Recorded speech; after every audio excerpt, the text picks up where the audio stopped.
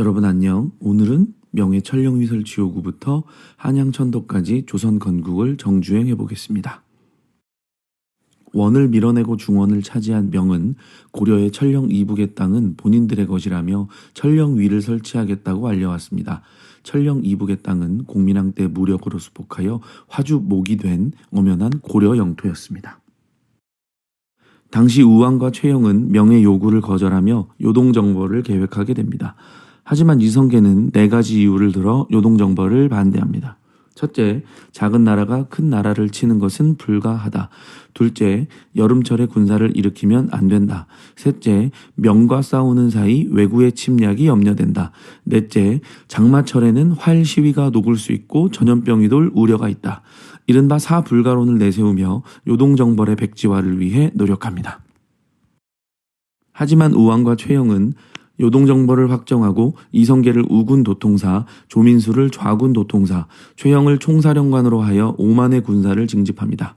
이성계는 압록강 부근 위화도에서 14일간 깊은 고뇌에 빠지게 됩니다.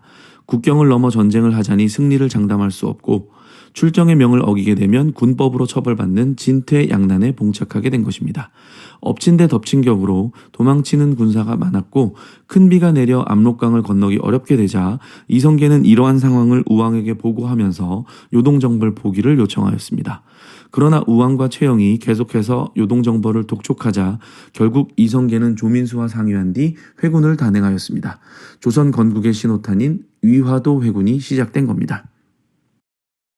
위화도 회군으로 군사적 정치적 실권을 장악한 이성계는 좌시중, 조민수는 우시중에 오르게 됩니다.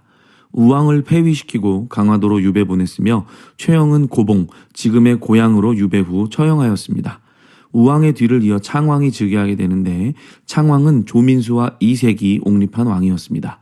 전국의 주도권을 두고 조민수와 권력 다툼을 벌이던 이성계는 조민수를 몰아내고 창왕은 신돈의 후손이라고 주장하며 공양왕을 옹립하기에 이릅니다.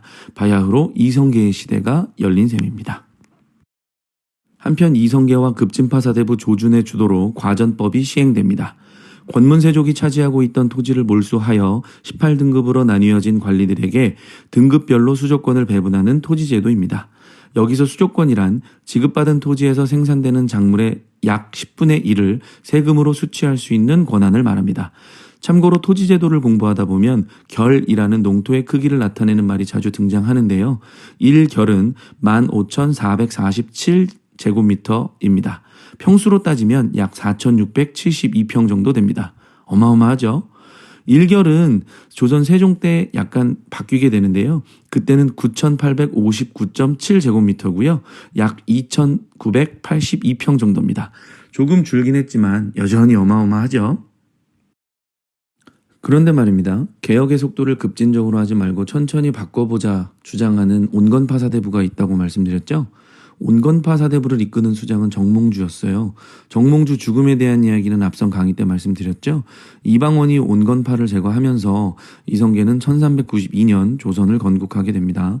조선 개국 당시 수도는 개경이었죠. 하지만 당시 풍수지리적으로 개경보다 나은 다른 지역으로 도읍을 옮기는 것이 논의되고 있었습니다. 계룡산 일대로 천도하자는 의견도 나왔었는데요. 하륜이 이를 저지하면서 천도에 대해 갑론을박이 이루어지다가 풍수적으로도 뛰어난 입지와 편리한 교통, 외적 방어에 유리한 한양으로 천도가 결정됩니다. 이후 챌린지 정도전은 경복궁과 한양 도성을 축조하며 명실상부 한양 설계의 아이콘으로 등극합니다. 챌린지 정은 이후 벌어질 이방원과의 마찰을 예상했을까요? 이 둘의 동상이몽은 조선 초기 왕들의 업적을 공부할 때 다시 설명해드리겠습니다. 지금까지 조선 건국을 정주행해보았습니다. 이후 조선은 518년 동안 27명의 군왕이 통치하는 왕조가 됩니다. 다음 시간에는 고려의 사회, 종교, 사상, 불교 문화와 예술에 관해 공부하겠습니다.